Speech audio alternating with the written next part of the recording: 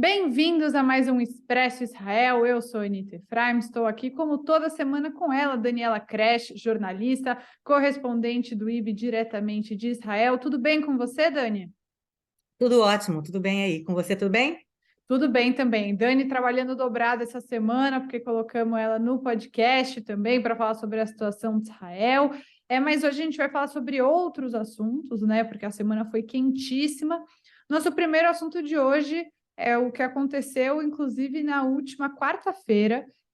Os manifestantes pró-democracia foram às ruas em várias regiões do país, mas especialmente em Tel Aviv, e era uma manifestação pacífica até que não era mais, né? A repressão policial foi muito forte, muita gente se machucou, o uso de violência excessiva, bombas de gás lacrimogênio deixaram pessoas feridas.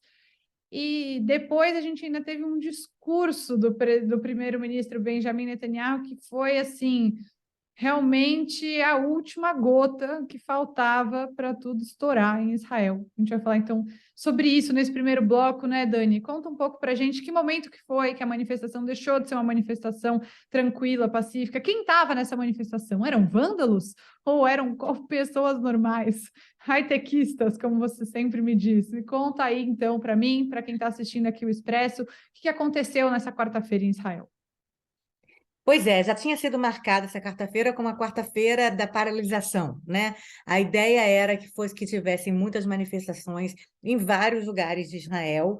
Não é nada muito organizado, é tudo meio boca a boca, é tudo meio espontâneo, né? Quer dizer, alguém fala, vamos parar, aí tudo bem, aí vamos não sei o quê. Quer dizer, tem algumas ONGs que estão organizadas, mas as pessoas que se unem a essas manifestações são pessoas trabalhadores normais, eu falo high-techistas, não só, mas porque Tel Aviv tem muito, né, alta tecnologia, startup, não sei o quê, mas tem gente, enfim, de todos os tipos, né, inclusive já há muito tempo com essas manifestações contra a reforma jurídica, né, contra esse novo governo do Benjamin Netanyahu, há muito tempo que essas manifestações já deixaram de ser coisa de esquerda ou direita, né, eu hoje em dia chamaria que essas manifestações de protestos em prol da democracia, né? Quer dizer, então são pessoas preocupadas com democracia, independentemente de ser de esquerda ou de direita.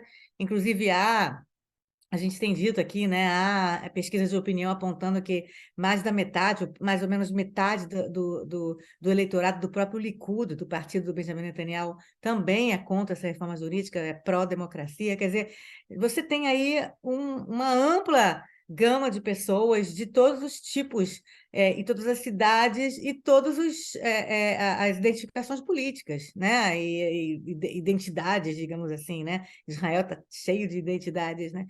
Então, você tem essas manifestações que já existem há 2 meses, né? Desde que esse governo tomou posse e avisou que iria haver essa reforma jurídica, então já acontece há muito tempo. E essa quarta-feira seria mais uma votação que estava sendo marcada, que foi marcada para o Knesset, né, no parlamento, de mais uma cláusula, né, dessa reforma jurídica, porque ela está acontecendo assim meio a conta-gotas, né?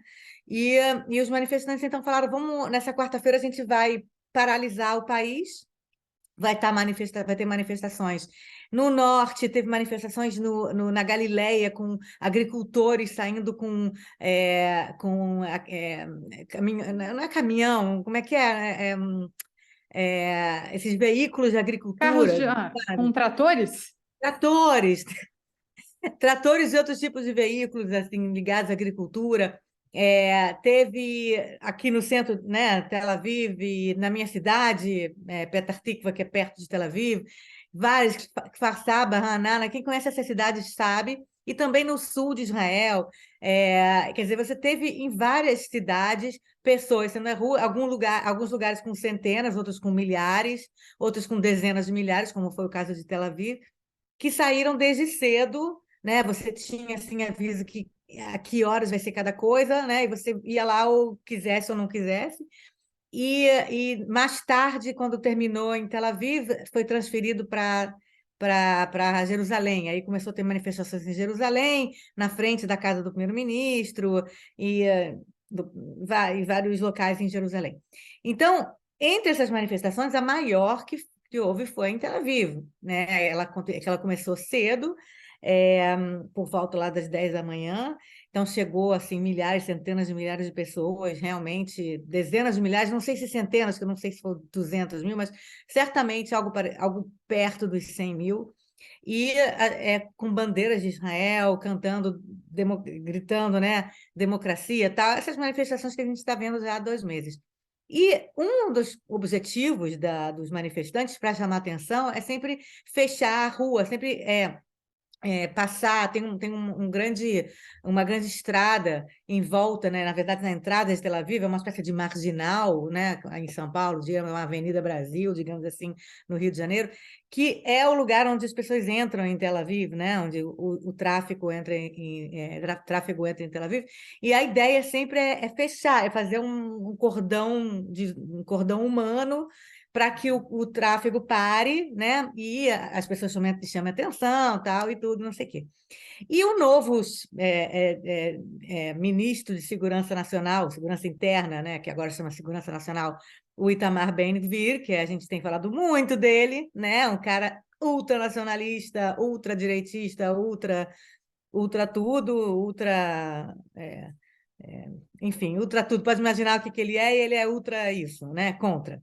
E ele já tinha dito, desde o começo dessas manifestações, que ele não ia admitir fechamento de rodovias, ele não ia admitir fechamento de estradas.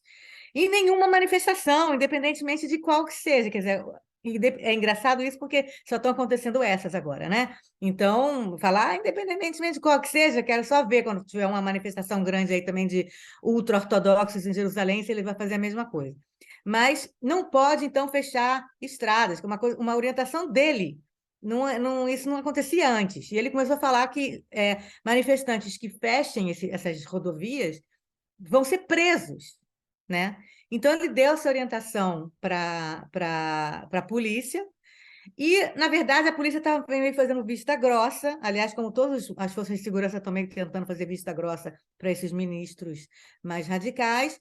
Então, a polícia estava meio fazendo vista grossa, então estava tendo a manifestação, a polícia, enfim, tentando não deixar que as pessoas chegassem de carro, colocaram uns caminhões também no lugar, enfim, mas os manifestantes já sabem disso e vão andando, né, para a manifestação.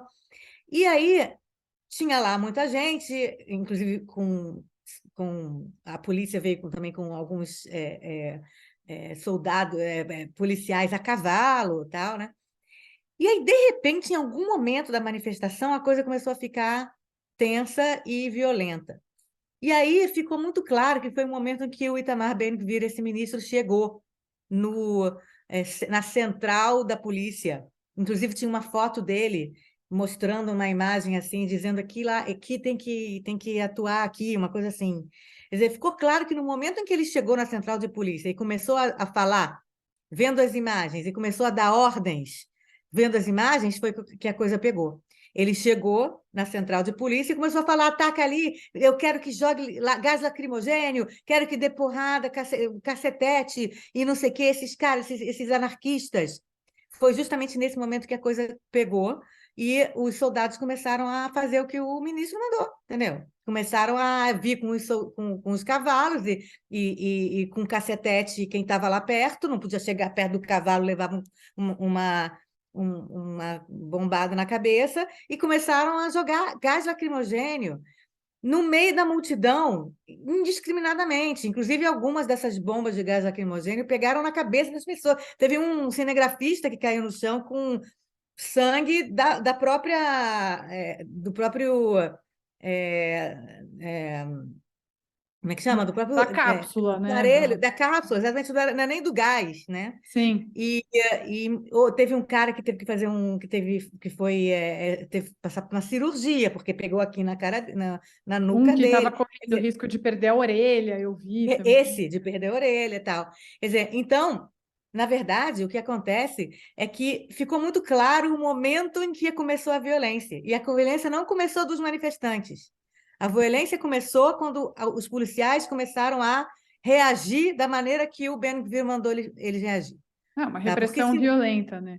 E repressão, ele mandou fazer repressão, e foi muito claro que foi esse momento de batalha, né? A manchete do jornal Idiota Chronot, últimas notícias de hoje, foi momento de batalha na rua, tá? E Que é uma Dani, coisa que a gente está. depois foi um escândalo, né? Todo mundo ficou muito chocado de ver essas imagens.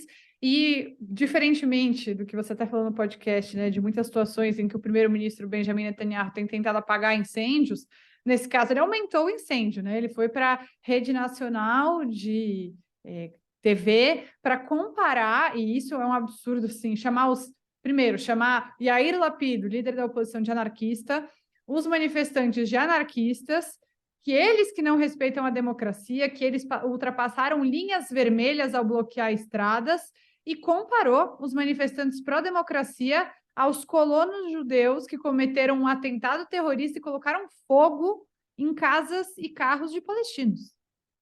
Exatamente, quer dizer, na verdade, quando ele avisou que ia fazer esse pronunciamento nacional, eu já fiquei com medo, porque eu tinha certeza que ia ver uma coisa dessa. Eu tinha certeza que ele ia só culpar os manifestantes pelo caos. Mas não interessa pelo que os manifestantes estão na rua pedindo, o que eles estão protestando contra o quê.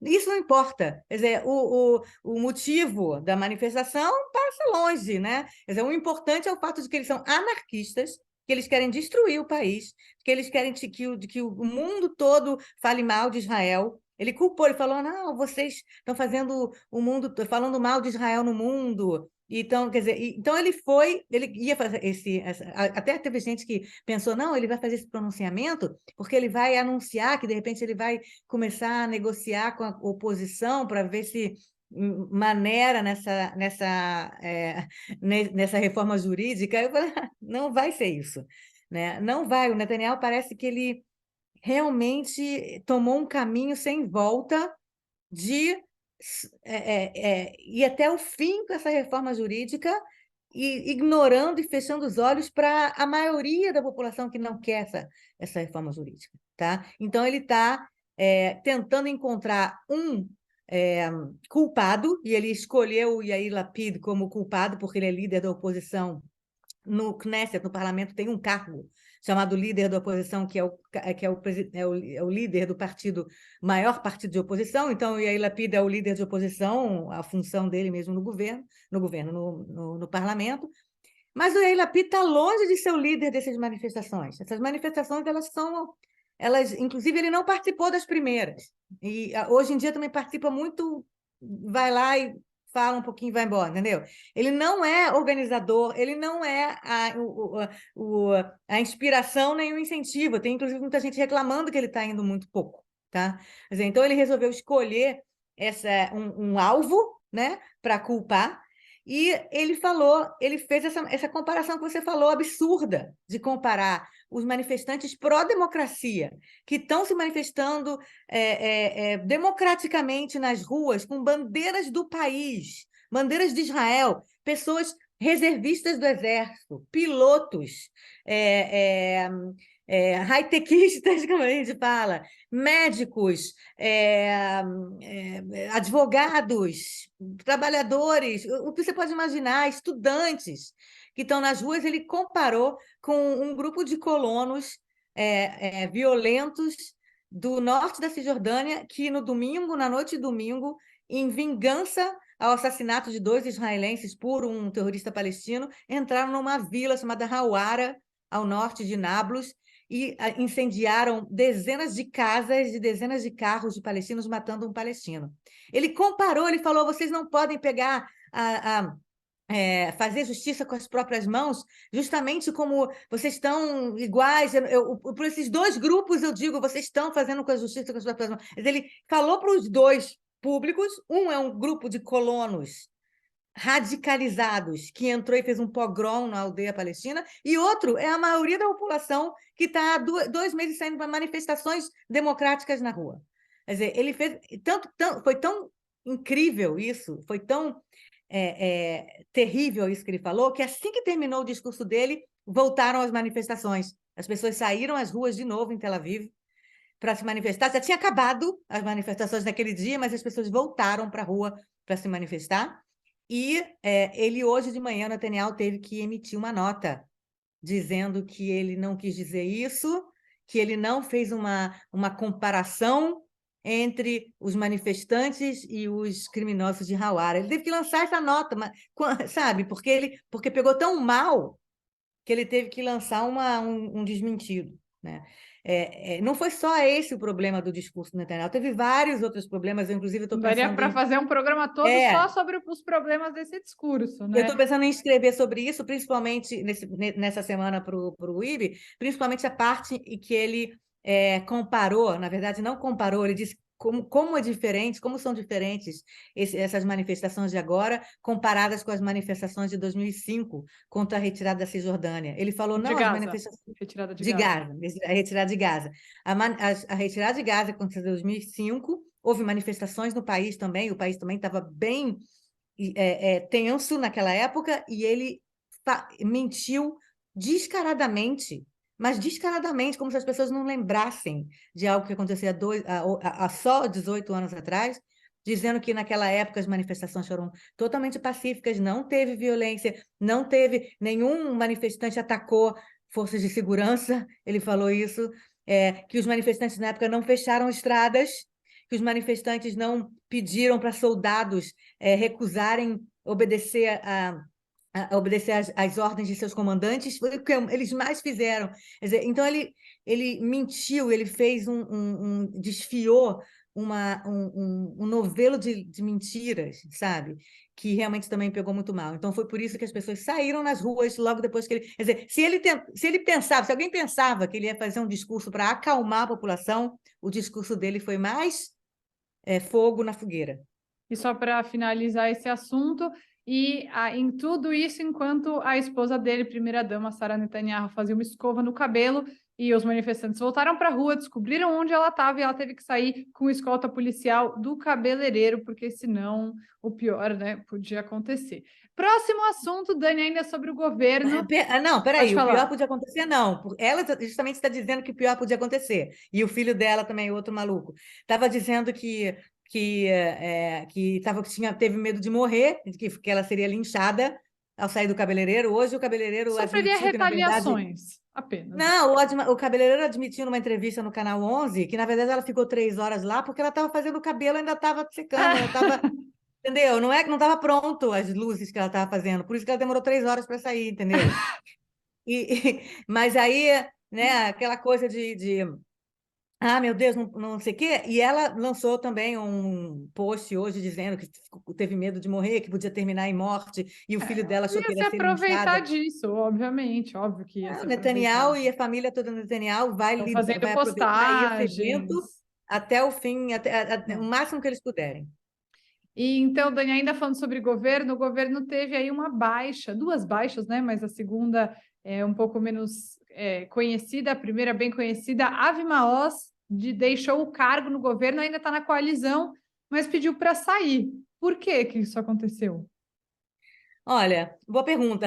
Há várias interpretações. O Avi Maoz, que é esse líder de um partido chamado Noam, que se a gente acha que o Itamar Ben-Gvir e o Bezalel Smotrich, esses nomes que a gente tem falado muito, né, desses partidos de extrema direita ultranacionalistas, né, o Força Judaica e o sionismo religioso, se a gente acha que eles são radicais, é porque vocês não conhecem o Avi Maoz. Né?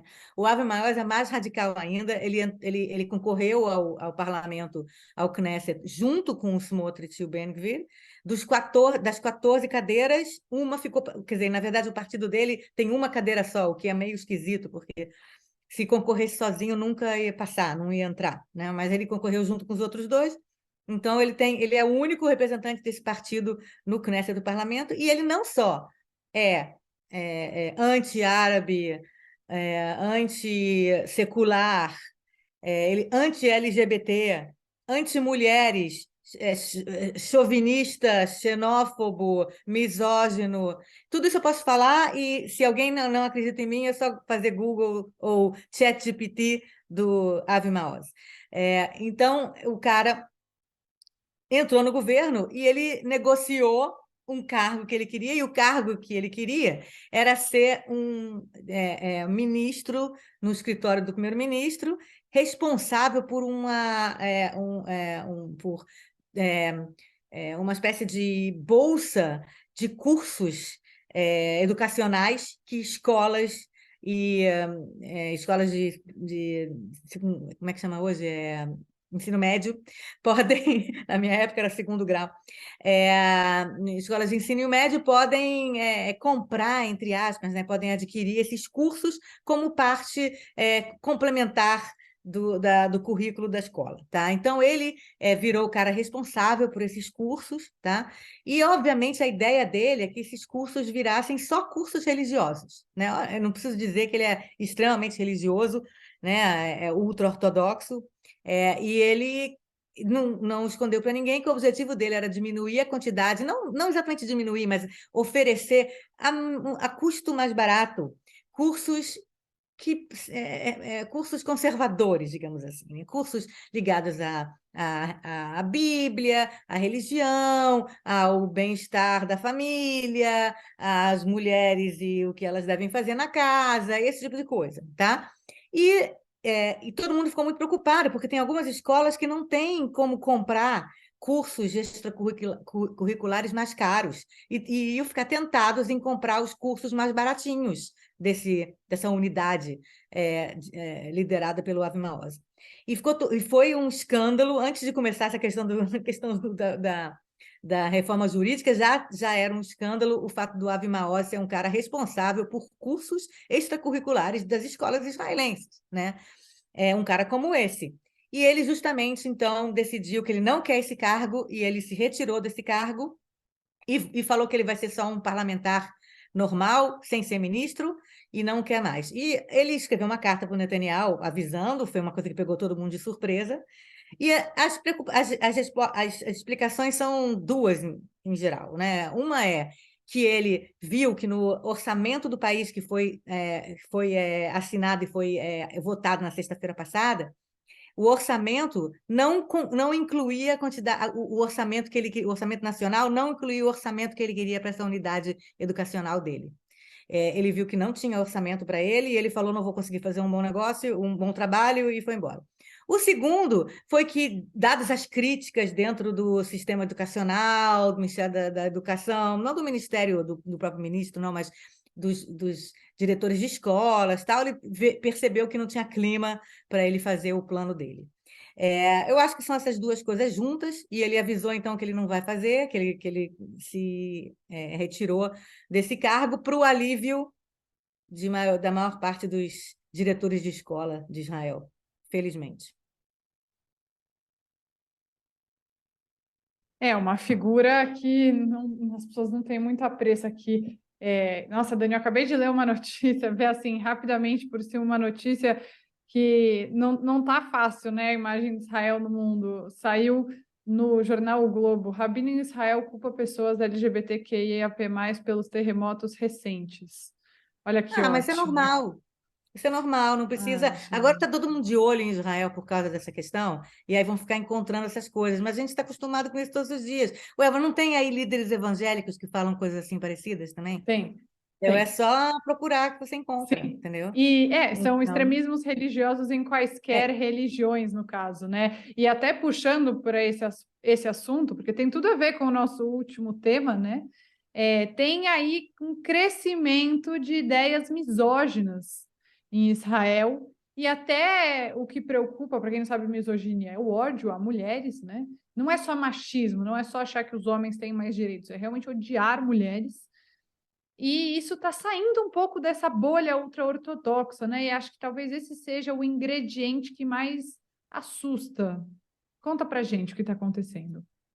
pois é, na verdade, eu não sei se está crescendo ou se está agora ficando mais visível. Eu acho que o fato desse governo entrar com essas pessoas todas, eu acho que meio que abriu uma caixa de Pandora de algumas pessoas que pensavam já certas coisas e agora se sentem mais livres, né? A gente não precisa ir muito longe, né? A gente só pensar no Bolsonaro e a caixa de Pandora que ele abriu no Brasil também em 2018, né? Então, a impressão que se tem é que essa caixa de Pandora foi aberta, né, de extremistas religiosos, extremistas nacionalistas, extremistas misóginos, extremistas anti-LGBT, que são, em geral, sempre as mesmas pessoas, né? Eles são tudo ao mesmo tempo. E o que aconteceu foi que um grupo de pessoas começou a reclamar em diversas prefeituras da cidade há um ou 2 meses atrás, de cartazes que eles estavam vendo, principalmente próximos a pontos de ônibus, dizendo cartazes que pareciam oficiais, né, com o logo da empresa, de uma das empresas de ônibus, dizendo assim: homens na frente, mulher dentro. Quer dizer, pelo menos não é mulher atrás, né? Mas era só para rimar em hebraico. Homens na frente, mulheres dentro. Que é essa ideia que já muitos ultra-ortodoxos têm já há algum tempo, não é de hoje, já há pelo menos uma década que esse assunto, inclusive, chegou à Suprema Corte há uma década atrás, ideias que alguns homens, né, principalmente ultra-ortodoxos, acreditam que homens e mulheres têm que entrar no ônibus em lugares diferentes. Em Jerusalém, eles tentaram fazer isso com mulheres na frente, inclusive só para dizer que, olha, não é que a gente quer que a mulher esteja atrás, não, pode ficar na frente, mas então os homens vão ficar atrás. Quer dizer, a ideia de que não haja um atrito entre homens e mulheres, não se encostem, porque isso é contra a religião, né? Então, imagina a mulher vai entrar no ônibus, e aí vai ter um montão de ônibus, ela tem que passar pelos ônibus, ai meu Deus, pelos homens, ai meu Deus, ai meu Deus, ai meu Deus. Então, é melhor que seja mulher aqui e homem ali. E isso já era muito comum, teve algumas linhas de ônibus em Jerusalém, há uma década atrás, que estavam fazendo isso. E aí chegou a Suprema Corte e aí ficou impedido. Inclusive, hoje eu fui procurar, é lei, você não pode, quer dizer, se você quiser sentar atrás com outras mulheres, ótimo, mas você não pode ser forçada a isso. Você não pode ser forçada a isso com palavras ou com orientações do motorista ou esse tipo de cartaz, tá? E o cartaz, então, dizia homens na frente, mulher dentro, quer dizer, mulher atrás, e ainda ia mais longe. O cartaz dizia: isso é uma nova lei e quem não fizer isso vai ser preso. Está fazendo alguma coisa criminosa. Quer dizer, obviamente, fake, falso, e as pessoas ficaram nervosas e começaram a falar, e aí chegou na imprensa, tal, e a empresa falou que, não, obviamente, não é coisa dela, mandou tirar os cartazes e tudo. Mas, assim, não o que chamou a atenção é que não foi em cidades como Jerusalém, onde tem uma grande população ultra-ortodoxa, que durante muito tempo aconteceu, como eu contei agora, não foi em Bnei Brak ou outras cidades que têm maioria ultra-religiosa, ultra-ortodoxa, ultra-religiosa. Foi em cidades como Ramat Gan, do lado de Tel Aviv, bem liberal, bem, né? Bem, que Ramat Gan também é do lado de Bnei Brak, mas é uma cidade liberal, progressista, com muitas pessoas progressistas. E Rishon LeZion, que é outra cidade bem progressista. Quer dizer, então começou a aparecer em cidades que realmente é uma anomalia você ver um negócio desse, né? E eu estava tentando ler, porque até agora eu não consegui descobrir se a polícia investigou ou se alguém sabe quem foi que fez isso. Então, eu vi 2 matérias interessantes, porque eu não sei, eu sinceramente vou dizer aqui para vocês, que eu não sei quem é o responsável por esses cartazes. E eu li 2 matérias diferentes. Uma dizendo que realmente é um grupo desses aí, né, ultra-religiosos, ultra-ortodoxos, que vão tentar descobrir quem é, tal, não sei o quê. E outra matéria eu li dizendo que, na verdade, é um grupo de, de progressistas, né, de pessoas de ONGs assim, mais à esquerda mesmo, meio que numa de vamos botar medo nas pessoas e olha o que pode acontecer se passar a reforma jurídica ou se Israel for virando uma teocracia e tal, não sei o quê. Quer dizer, então, eu não sei, na verdade, se é um balão de ensaio de alguma ONG anti-religiosa que fez isso meio que para amedrontar as pessoas, ou se realmente foi cartazes colocados por ONGs religiosas, quer dizer, eu não sei. Agora, certamente reflete o que tem acontecido em várias cidades. Tem uma cidade chamada Elad, que as mulheres lá reclamam que isso já acontece há anos, sem contar o que eu falei como Jerusalém também. E eu tenho certeza que em transporte público, não público, transporte privado, isso acontece direto, porque a Suprema Corte só pode falar de transporte público, né? Então, a Suprema Corte não pode dizer no seu transporte privado que os caras vão fazer. Tem um ônibus que vai levar umas famílias, não sei para onde, ultra-ortodoxas, o cara lá que alugou o ônibus pode dizer: a mulher senta atrás, entendeu? Quer dizer, então, a gente não sabe quem foi que colocou, mas isso meio que aumenta esse clima e esse medo que muitas mulheres estão tendo nesse momento, de que os direitos delas podem estar sendo Enfim, ela volte atrás 50 anos, a gente não pode rir disso, nem achar que é possível que não é impossível acontecer. A gente viu o que aconteceu nos Estados Unidos com o direito ao aborto, entendeu? Então, há muito medo aqui em Israel de que os direitos das mulheres também estejam na linha, na mira dessa nova coalizão de governo. Acho que realmente, seja quem tenha sido, é um ponto de atenção, porque quando a gente fala, né, que as minorias vão perder direitos, são grupos minorizados, né? Acho que esse é um termo importante de ser usado, porque não necessariamente as mulheres são menos, mas são muito atingidas numericamente, né? Mas são muito atingidas nessa hora de perder direitos. Tem várias coisas que vão, entre muitas aspas, né, menores, que vão passando com essa reforma judicial, então os direitos das mulheres acabam sim ameaçados e é um alerta muito importante. Dani, acho que é isso, né? Semana cheia. Todas as semanas têm sido semanas cheias no noticiário em Israel. A gente vai seguir acompanhando. Para quem ainda não ouviu o podcast da semana, recomendo muito. A Dani hablou mesmo, falou tudo. Foi muito bom. E a gente volta semana que vem, na próxima sexta-feira, para mais atualizações. Tá ótimo. Até semana que vem. Até, tchau, tchau.